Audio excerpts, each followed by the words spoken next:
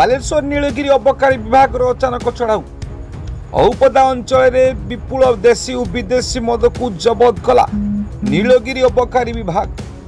औपदा अंचल विभिन्न स्थान में देशी और विदेशी मद कारबार व्यापक भाव में चलुवा बेले नीलगिरी अबकारी विभाग कौन सूत्र खबर पाई आज सकाळे समय चढ़ाऊ करी गड़साई पंचायत बेतेई ग्राम निकट जंगल 400 लिटर देशी महुली और 3200 लिटर महुली पुच्छ को नष्ट कर जना पड़ी। सेहीपरि अघिरापदा ग्राम अक्षय मल्लिक घर 38 लिटर विदेशी मद सहित 28 लिटर देशी मद जबत करा जाइथिबा बेले दरखोली हाट में बुधिया राउतों दुकान 20 लिटर विदेशी और तलकियारू गंगाधर बेहेरा घर 28 लिटर देशी मद जबत करा जाइथिबा जना पड़ी।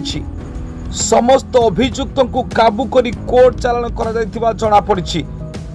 एही चढ़ाऊ समय अबकारी विभाग अधिकारी जगन्नाथ बेहेरा तपन कुमार मल्लिक संतोष कुमार बेहेरा सह अबकारी विभाग अन्य कर्मचारी माने उपस्थित रहिथिले। बड़बुकुरी अंचल को प्रत्येक दिन बाहर मद माफिया माने शह शह लिटर मद आनी खुचुरा बेपारी को जोगाउथुवा जना पड़ी। सेही बेपारी माननकु नीलगिरी अबकारी विभाग केबे धरिबार सक्षम हेउछि ताहाकु ही अपेक्षा। अबकारी विभाग रे एपरि चढ़ाऊ फल बेपारी मानक मध्य छनका पशिथिबा जना पड़ी। Bureau report Devagiri news.